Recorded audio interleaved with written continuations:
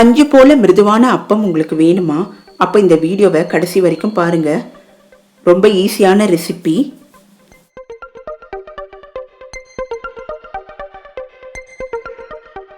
Hi friends, இது பங்கஜ் நலபாகம்.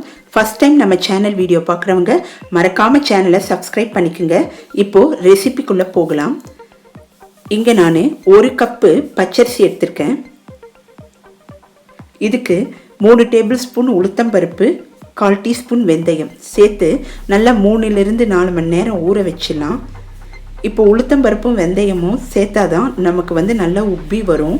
அதனால் நான் இங்கே சேர்த்துருக்கேன். இது ரொம்ப சாஃப்டாக இருக்கும் இந்த அப்பம். கார்த்திகை தீபம் அன்னைக்கு நீங்கள் செஞ்சு பாருங்கள், ரொம்ப டேஸ்ட்டாகவும் இருக்கும். இப்போ நல்லா அரிசி ஊறிடுச்சு.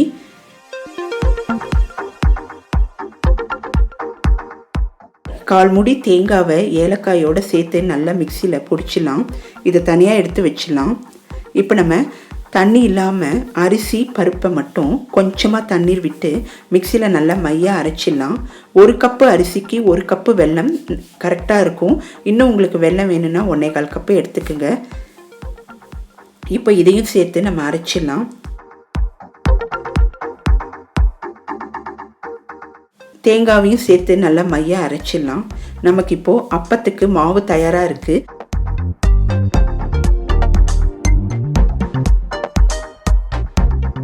இதை ஒரு 3-4 மணி நேரம் அப்படியே விட்டுடலாம்.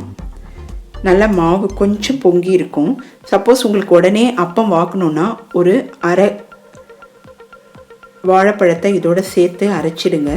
அப்போ உடனே நம்ம அப்பம் குத்த ஆரம்பிச்சிடலாம். நான் இங்கே 1/4 டீஸ்பூன் சர்க்கரை சேர்த்துருக்கேன். இது எதுக்குன்னா நமக்கு நல்ல ஒரு கலர் கிடைக்கும், பார்க்குறதுக்கும் நல்லாயிருக்கும், சாப்பிட்றதுக்கு இன்னும் நல்லாயிருக்கும்.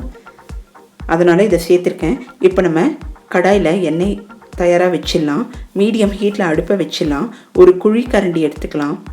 அப்பம் குத்த ஆரம்பிச்சிடலாம். ஃபஸ்ட்டு நம்ம ஒன்று குத்தி பார்க்கலாம், எப்படி வருதுன்னு நம்ம பார்த்துட்டு அடுத்து எல்லா மாவையும் நம்ம அப்பமாக குத்திடலாம். இப்போ நம்ம மாவை இந்த மாதிரி விட்டோன்னே கொஞ்சம் நேரத்தில் நல்லா பொங்கி வரும்.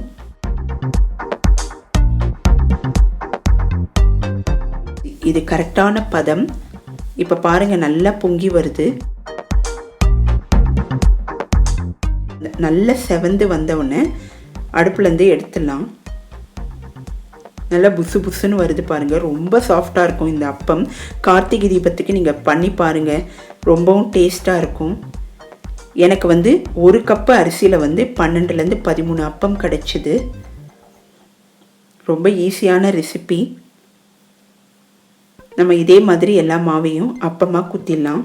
நமக்கு சூப்பரான சாஃப்டான அப்பம் தயாராகிடுச்சு. நீங்கள் எண்ணெய்க்கு பதிலாக நெய் விட்டும் நீங்கள் இதை செய்யலாம், ரொம்ப டேஸ்ட்டாக இருக்கும். இல்லைனா நெய்யும் எண்ணெயும் கலந்தும் நீங்கள் இதை செய்யலாம். கடலை எண்ணெய் அப்படி இல்லைனா வெஜிடபிள் ஆயில் எது வேணால் எடுத்துக்கலாம். ரொம்ப டேஸ்டான அப்பம் நமக்கு தயாராகிடுச்சு. நீங்கள் இந்த கார்த்திகை தீபத்துக்கு ட்ரை பண்ணி பாருங்கள். மறக்காமல் சேனலை சப்ஸ்கிரைப் பண்ணுங்கள். பாய்.